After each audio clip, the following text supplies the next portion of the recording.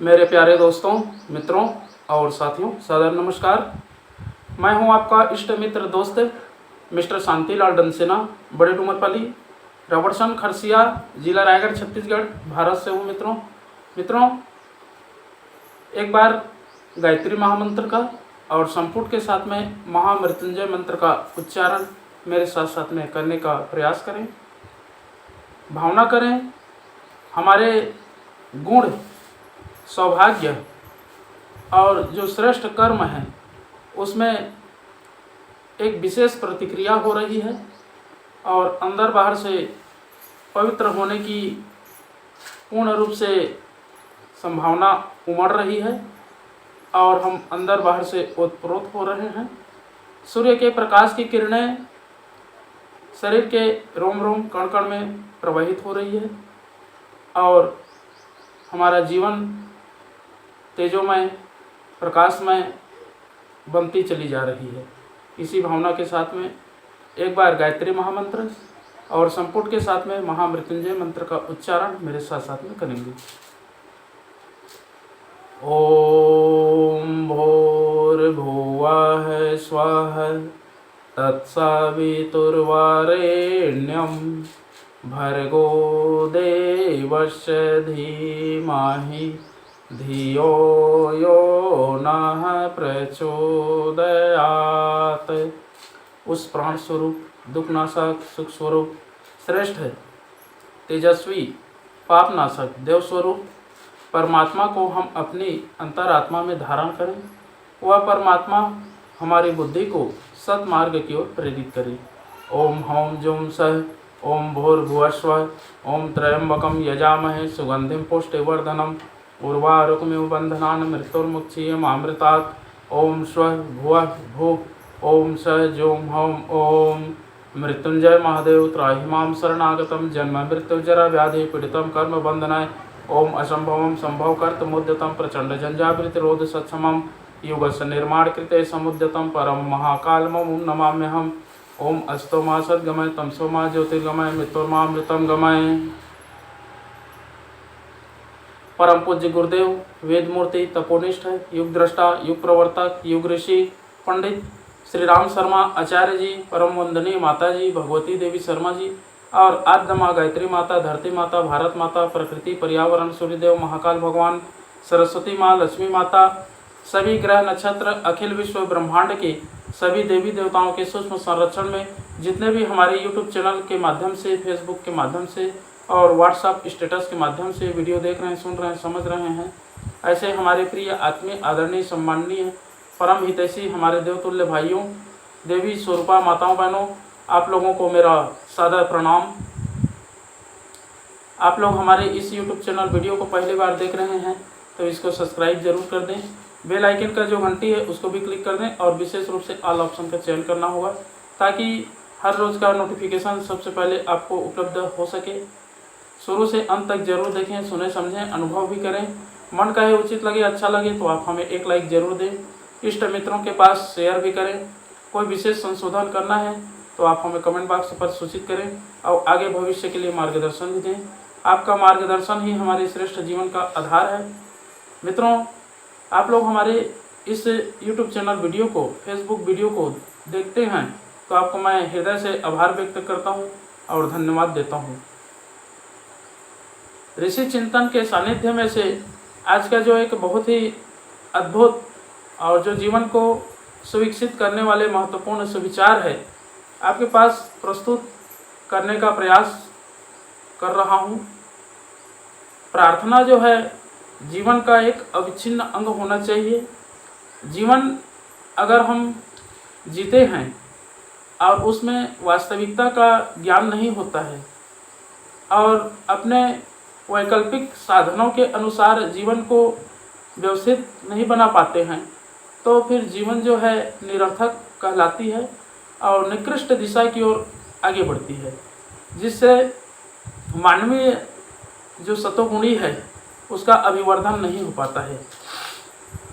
इसलिए प्रार्थना से युक्त और प्रार्थना के साथ जीवन को व्यतीत करना, जब तक व्यक्ति अपने जो वास्तविक मूलभूत आधार है उसको समझता नहीं है या आगे भविष्य का परिलक्षित नहीं करता है, तो भविष्य जो है अंधकार के गर्त में गिर जाती है। और इसी अंधकार से प्रकाश की ओर गमन करने के लिए प्रार्थना जीवन का एक अविच्छिन्न अंग होना जरूरी है।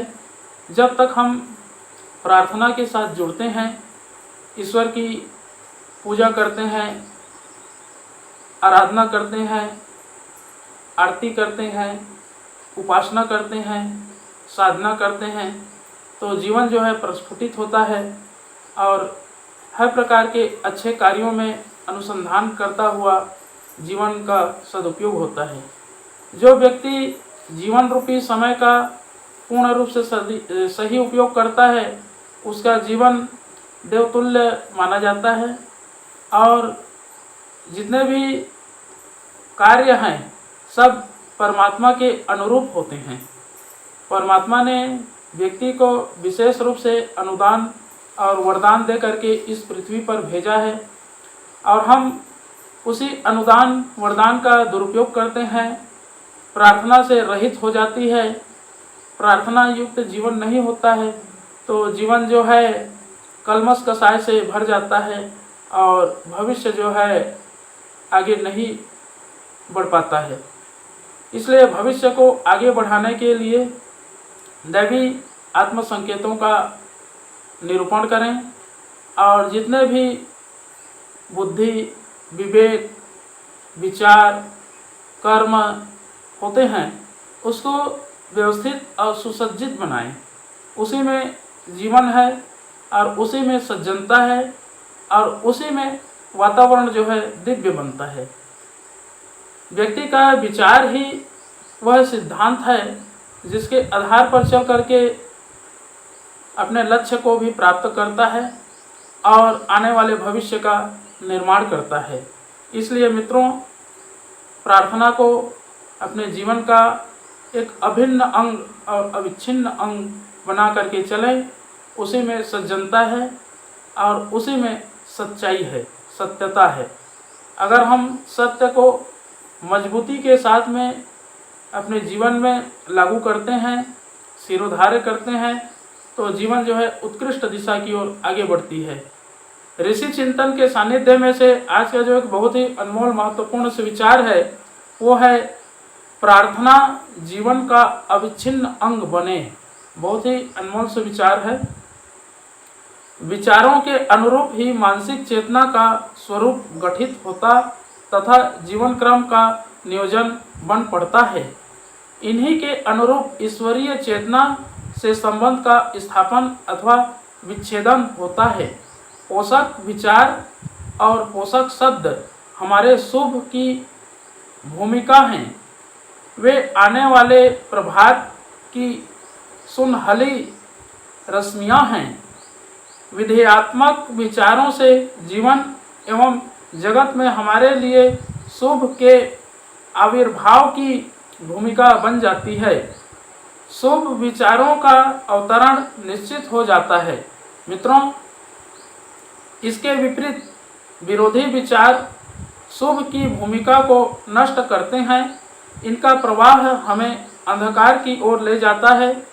इनका जमघट हमारे जीवन में क्या भीतर क्या बाहर हर ओर दुख का जमघट लगा देता है। इस प्रवाह से मानसिक चेतना पूर्णतया क्षुब्ध और अशांत हो जाती है।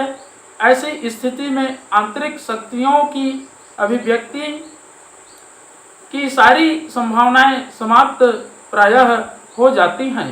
मित्रों, विरोधी विचार निर्माण है तो पोषक विचार निर्माण है।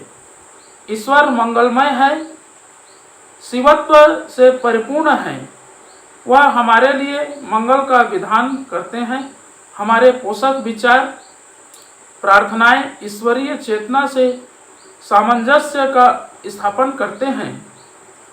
परम चेतना के प्रवाह का पथ प्रशस्त कर देते हैं। पर ज्यों ही विरोधी विचार आते हैं, ईश्वर के मंगलमय विधान के अभिव्यक्त होने में बाधा उपस्थित करते हैं। वे राह में कांटे बिखेर देते हैं। बहुत बहुत धन्यवाद मित्रों। अगले बार नए विचार लेकर के नए वीडियो के साथ में आपके पास फिर प्रस्तुत होने का प्रयास करेंगे। सादर नमस्कार।